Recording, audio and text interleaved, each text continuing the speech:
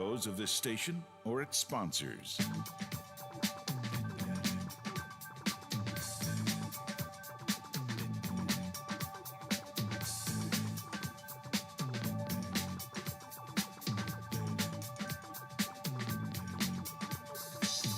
You may find yourself living in a shotgun shack, and you may find yourself in another part of the world, and you may find yourself behind the wheel of a large automobile, and you may find yourself in a beautiful house with a beautiful wife, and you may ask yourself, well, how did I get here? Letting the days go by, let the water hold me down. Letting the days go by, water flowing up. And welcome to the complete waste of airtime today with Butch Maxwell, back after an 8-week hiatus. I'm really glad to be back here on the air, in the chair on the air, along with Lola Miller. How you doing, Lola? I'm doing well, Butch. Thank Good. you.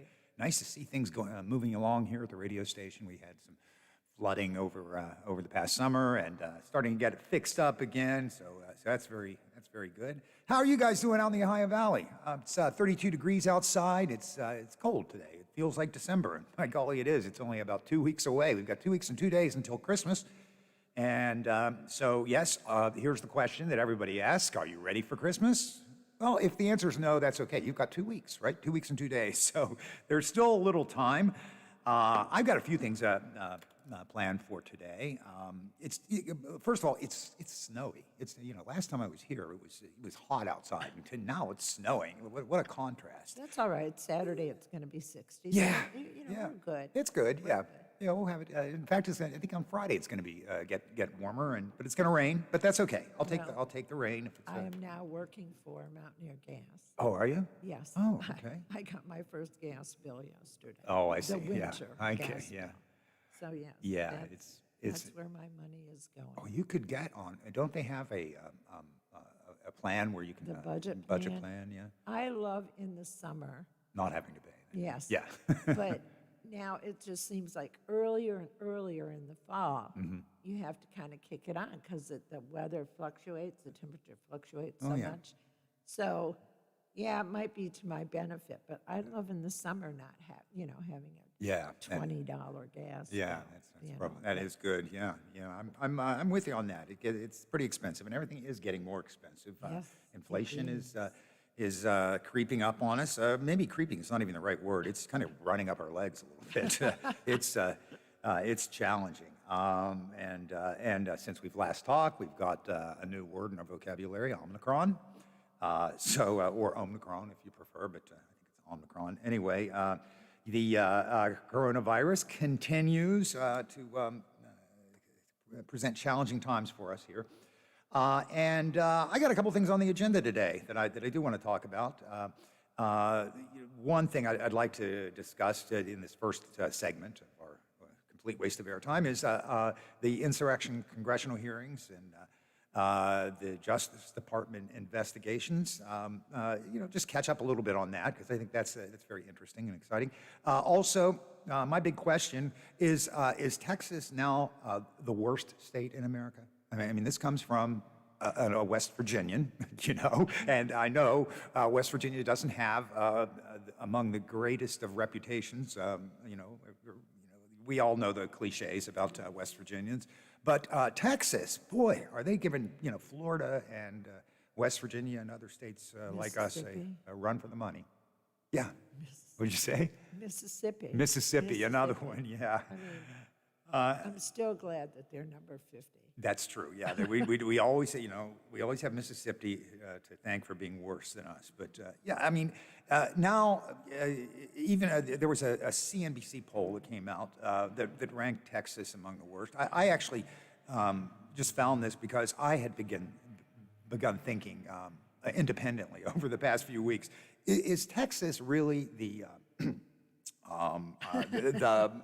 part of your body that you don't want to of the United States, right? Yeah, I was trying to think of another word, but I just you know what I'm saying. You can't. Yeah, right. There's really not a word that's But there have been federal lawsuits now against Texas, two of them, in fact, from Merrick Garland, who is the Attorney General of the United States. He's filed 2 different lawsuits against the state of Texas just in the past couple of weeks.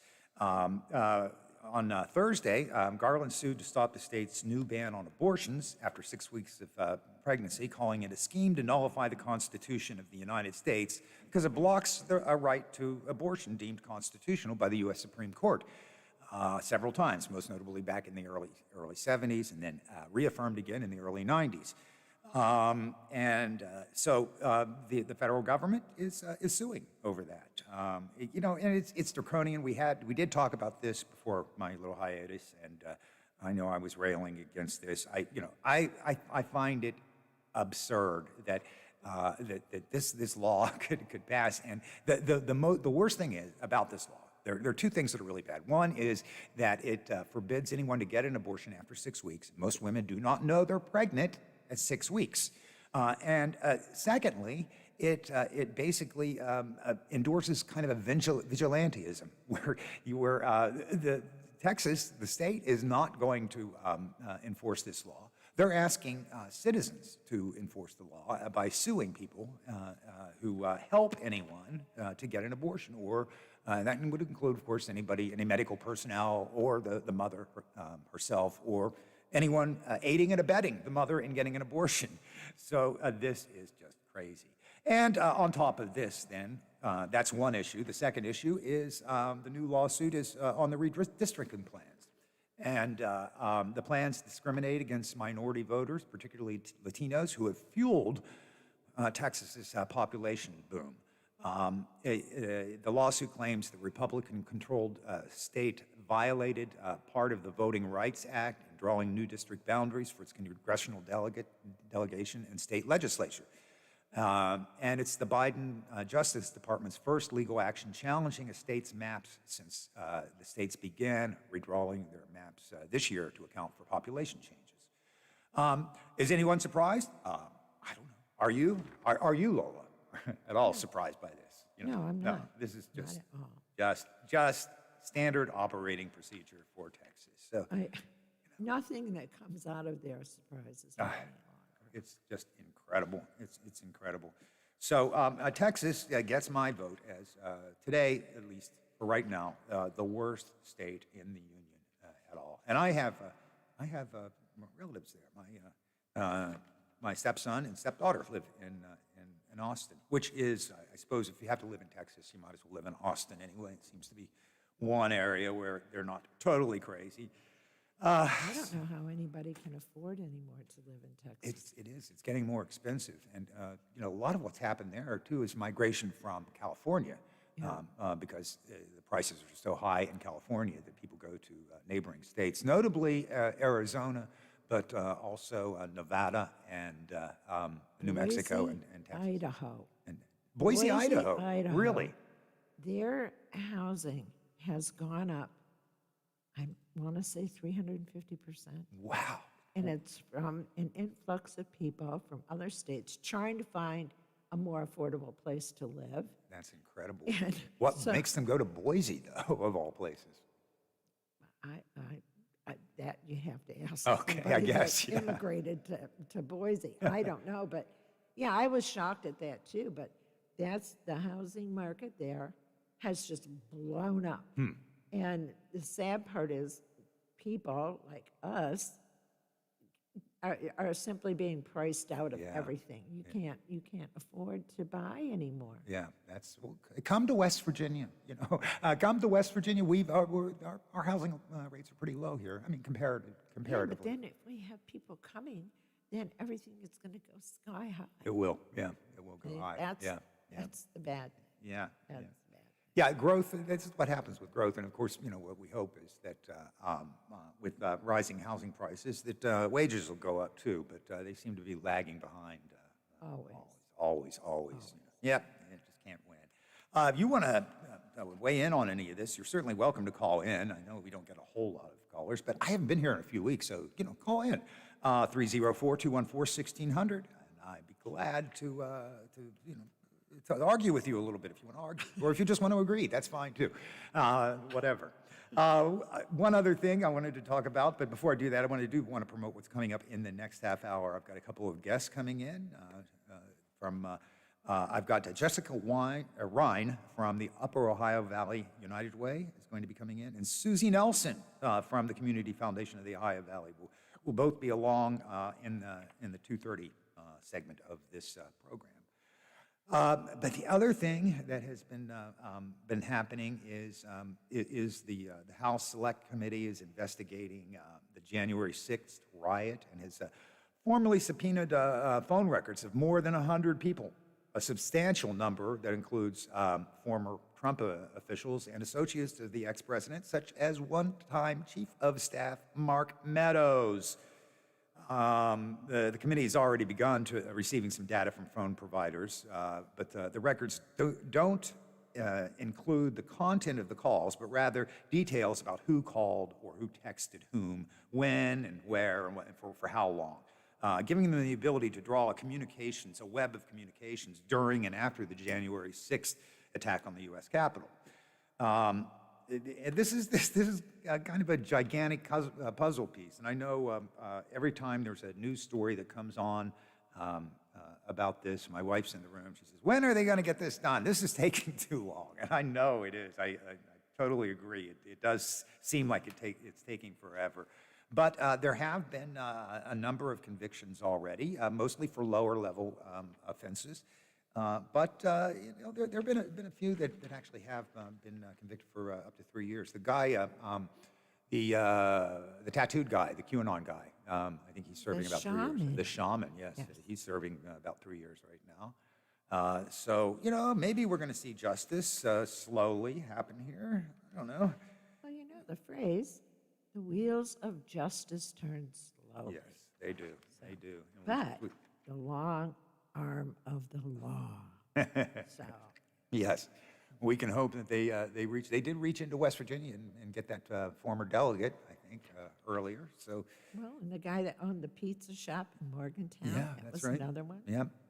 So the long arm of the law can get you even if you're in deepest, darkest West Virginia. Still though, Steve Bannon is resisting. And he comes up a lot in Mark Meadows' new book, in which Mark Meadows, he was again the former chief of staff for Donald Trump, and he has refused to testify, but he's trying to play both sides because he wants to be helpful to the committee, but then he turns defiant when faced with live questioning. And, of course, he's also put out a book, and he's trying to sell a book, too. Who should we believe, or what should we believe that Mark Meadows has to say? Meadows did deliver the probe new information of interest in the form of 6,000 pages of documents. So, they're going to be sorting through that for some time, I imagine. But gotta love a good document dump. Oh, yeah. I mean, I think that's kind of how they try to obstruct justice a lot, too, I think, is by just... Yes, it is. You just flood them with paperwork. Yep. And then, got to sort through it all, so it's crazy. Of course, then there's Steve Bannon. Steve Bannon is also relinquishing his legal fight. Or actually, he's relishing his legal fight. Bannon has live streamed his November surrender to authorities, and then he chased after a profitable political kind of, I don't know, a martyrdom. Like I'm being taken down, I'm being held unfairly. Which is fairly typical too for Trump's henchmen. Wasn't it Roger? Roger Stone. Is it Stone? Yeah, Roger Stone, right? Yeah, the escaped what do they think Batman they're going to villain. be, put in the will? I know. Because and the thing that amazes me about this all the time is that these guys fall on their sword, and they expect something.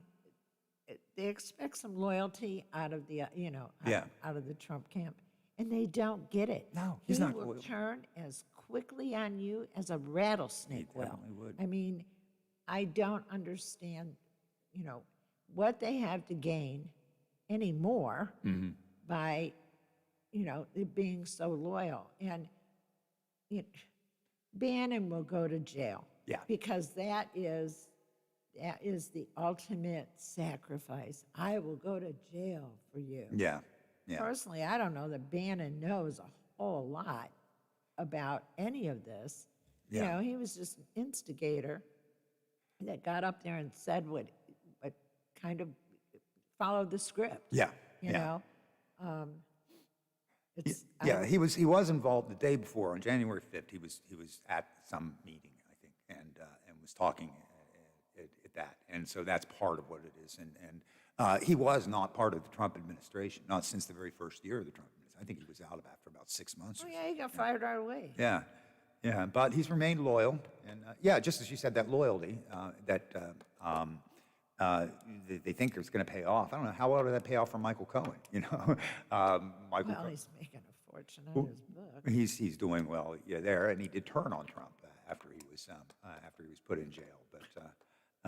But then you've got people like Michael Flynn and others who have been just Roger Stone was also pardoned as well. So this time there was no pardon. So I haven't heard Stone's name come up in connection with this yet, but I wouldn't be surprised if he was there too. He just. He is the kind of person that if you would ever meet in person, you would want to run immediately to a shower and scrub. I mean, there's just something so creepy about him. Definitely is, and I think he relishes it. I think he actually plays up on it. Oh, I'm sure he does. He's trying to be the penguin or something. With his. That's a good one. Yeah. Just I'm going to be a supervillain now. It's crazy. Now, still. Yeah. Yeah. It's So I don't know. How are your Christmas preparations coming along, Lola? Are you in good shape for where you should be at this time of year? I have the space cleared out in my bay window now Okay. to put the tree up. Yeah. The tree is still in the box. Oh. So I will gaze longingly at the box and hope that the little Christmas fairies come Yeah. and take it out and assemble it. Yeah. Yeah. It always makes me nervous when you're reading the description on the website of where you bought it, and it says, expert help is available. Yeah. Because. What Yeah. do you mean? Am I going to need an expert to do this? But you put it up before though, so you'll get it. Well, this is a new one. Oh, This it's a is new one. bigger. Oh, This okay. is 6 foot. Oh, It's boy. just a lot smaller. How much does a 6-foot artificial tree cost now? I think I paid $1.20. Really?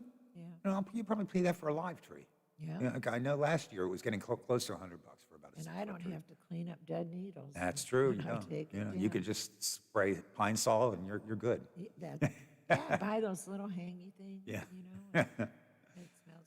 I know I'm gonna have to buy more lights. Yeah. Because with Every a year. 4-foot tree, Yeah, I don't have enough lights. Right. But that'll go up Sunday. Okay, multicolor, or are you going to use No, a I like theme? multicolor. Multicolor, Blue and white looks so classy. Mm-hmm. But I like the twinkling of all the colors. Yeah, yeah. It just warms up the room. Yeah, I know what you mean. So Yeah, you know what I miss? I miss tinsel. I used to love to put tinsel on as a kid. I know. I would keep hoping when I delve deeper into our really old Christmas ornaments Yeah. that Mom somehow stashed a box of them. But the problem is when you got cats, Oh yeah, yeah. they tend to eat it, and then you're cleaning, yeah. the stuff out of the litter box Yeah, later. yeah. So, I'm not sure why tinsel has gone by the wayside, but it must be environmental. So maybe we could come up with something that would be a kind of a reflective tinsel that wouldn't be so environmentally dangerous. But that was always a fun thing to do at Christmas time, decorating the tree and all that. I'm getting a live tree this year. My wife insists on it, so we're going to be going out and getting that. Maybe not this weekend, but coming up soon. Before we take the mid-break, I do want to tell you about one thing, a little shameless self-promotion here, if you don't mind, if you'll indulge me for just a moment. Mystery Theater Unlimited is presenting its current show, Sleigh Ride 4, Revenge of the Claws, and it's going to be one show only, and it's going to be down at The View in Moundsville. The View Bar and Grill, it's in Grandview Park. It's a nice venue, kind of small, so there's limited seating, but if you'd like to see Mystery Theater's Unlimited's newest production called Sleigh Ride 4, Revenge of the Claws, a musical comedy, murder mystery dinner theater, just in-your-face comedy, just fun. It's just fun, and it's not very expensive. One price includes the dinner and the show, under $25. Just call River City at 304-233-4555. They're taking reservations for The View. So call River City to make your reservations for The View for Friday, December 17th. Show begins at 7 o'clock. You do need reservations, but it's a great time. You'll get right into the holiday spirit with a murder of all things. So come on out. I hope you can make that for us. So, all right, well, let's take our break, and when we come back, with any luck, I'll be talking with Susie Nelson from the Community Foundation of the Ohio Valley and with Jessica Ryan from the Upper Ohio Valley United Way. You're listening to Butch Maxwell. It's complete waste of airtime right here on the Watchdog Network, and we'll be right back. Mountaineer head coach Bob Huggins concerned about his team's emotional level as it prepares for tonight's game against the Yukon